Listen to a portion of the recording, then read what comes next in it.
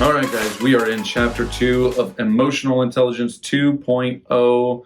We do think that this is a valuable book, especially because emotional intelligence has been a growing topic over the last, well, at least decade, because they do tie it into a lot of different statistics for success, not just business, of course. But so we talked about Chapter 1, which is just kind of the direction that our brain takes. But Chapter 2 is just the general overview of emotional intelligence itself. So let's jump into this because we just want to cover a few points, right? Yep. So at the time that they wrote this book, they had tested 500,000 people. That's a lot of people. That's a lot of people. So it's pretty substantial research. And they say that we've learned how people see themselves versus what others see. That in and of itself, right? Right. How I see myself and how I see you, thinking I know what you're thinking about me, are often two different things. But how I see myself is maybe often different than how you perceive me.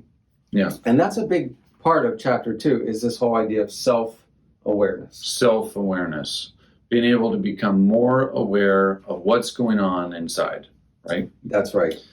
But unfortunately, just below that, it says only 36% of people we tested were able to accurately identify their emotions as they happen.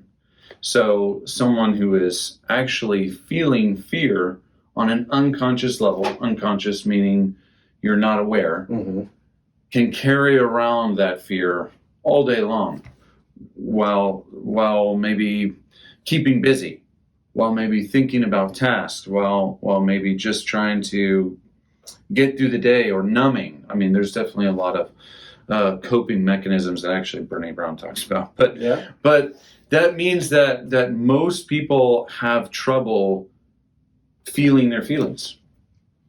Yeah, and it'd be interesting to see how they did this research. For example, that very person you're talking about who's carrying around fear, when asked, how are you feeling right now, might say, well, I'm not sure. And then when asked for the researcher, well, tell me some of the thoughts you have. Yeah. Well, I'm afraid that this is going to happen. And I've been thinking a lot about this. Right. An objective person listening to that, a researcher could say, well, it sounds to me like you're feeling... Then you're feeling fearful. And I think that today we're understanding how much, whether it's numbing or some kind of, apathy or dullness that we're trying to have, because emotions can feel very overwhelming, right? And we often don't feel like we have control over emotions. Because we don't. That's not to say we can't direct the outcome. That's right. Of what the emotions are that we're reacting to. That's right. Right? Because there are 5 primary feelings, right? Yes. And he gets into those, helping us to try, again, the purpose of this particular chapter, let's become aware that 2/3 of us struggle to identify our own feelings. Right. So 5 basics: happy, sad, angry, afraid, ashamed. That's right. So, as you can see, the connotation would be 4 out of 5 are negative, right? So it means, at least to me, this means that we have to be really intentional to direct them, because they can definitely lead us down a majority negative path. That's right. Right?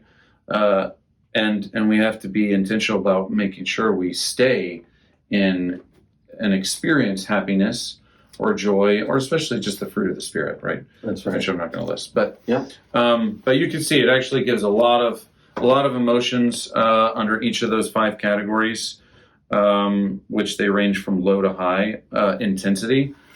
So that's why some emotions we do feel and some we don't feel because of the intensity level. Yep. So he reinforces what they said in Chapter 1, that our brains are wired to make us emotional creatures. So our first reaction to something is always going to be an emotional one.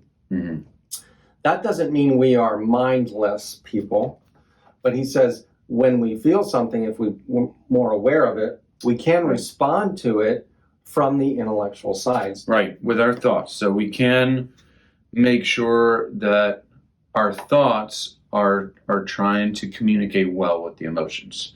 So your thoughts can either just react to your emotions, they could end up agreeing with them, or they could say, okay, but what am I going to do with this emotion, right? And actually, I find this interesting because we've talked about triggers before. And here in chapter 2, it says, when something generates a prolonged emotional reaction, that is called a trigger event. So your reaction to triggers is shaped by your history. So you could keep having triggers because it's the same emotional reaction, especially if your thoughts have not changed direction. That's right. So someone who would have PTSD, they would need to harness their thoughts to redirect the outcome of the emotion that is constantly barraging them, right? And that just takes literally practice over time. And if you're familiar with this kind of counseling, it's called cognitive behavioral therapy, or CBT, which is what we're talking about. When I have a feeling, even though I may not be I can't control the feeling. Right. I feel what I feel. What I can do is I can bounce off of you. I'll give you kind of a silly example. Nathan, when I walk outside and it's cloudy, I feel like the sky is going to fall. You could come along as my friend and say, well, Scott, has the sky ever fallen on you before? And I could say, well, no, it hasn't. Right. So we could literally reframe our thinking to say, reframing. You know what? The sky's never fallen on me before. I'm going to live as if the sky's not going to fall on me. Right. It's like the feeling comes, but I can reshape it. And over time, then the thinking, the new thought or belief begins to affect what I feel. Because the thought can redefine what the emotion has done to you. That's right. Yeah, exactly. Or how much it has done. That's right. So it does give an official definition in chapter 2 for emotional intelligence as your ability to recognize and understand emotions in yourself and others, and your ability to use this awareness to manage your behavior and relationships. That's right. Yeah. And then he gets into a piece on EQ versus IQ. Very interesting. Bottom line there is IQ is, he argues, and I think most would, the cement is pretty dry on that one. EQ, though, is very wet cement. We're very capable of developing skills to raise our EQ. And that's really what this book is all about, right? Right, because it's literally just growing awareness. I mean, there are even apps for what they call mindfulness, which is to practice observing the emotions as they're happening. That's right. Especially since only 36% of people don't realize what they're feeling. Yeah.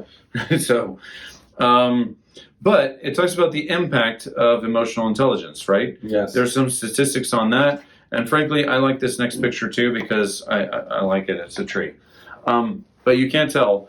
The trunk of the tree is emotional intelligence, but it goes and says it is the foundation for a host of critical skills, which includes stress tolerance, empathy, decision-making, trust, anger management, flexibility, accountability, social skills, communication, change tolerance, COVID, right? Yeah.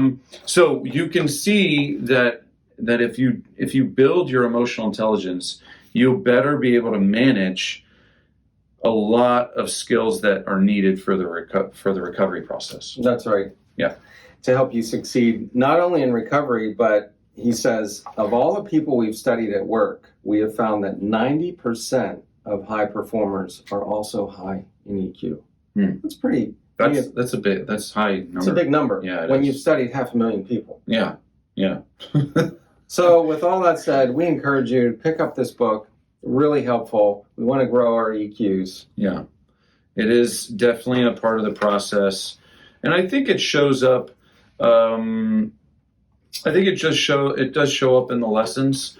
I think about confess. I think it takes some emotional intelligence to be able to say, I fear sharing something with Scott, but at the same time, what will be the outcome of sharing? So I can either give in to fear and hesitation, or maybe ashamed. Shame is a primary emotion. I mean, you might just feel all four, right? Sad, shame, and anger.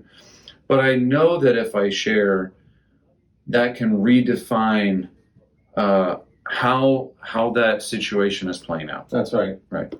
And you're talking lessons, cell recovery lessons. That's right. Yeah. Lesson 12, actually, right? Yep. And there are other lessons that I think take an emotional intelligence. I mean, even the inventory, I think, takes emotional intelligence.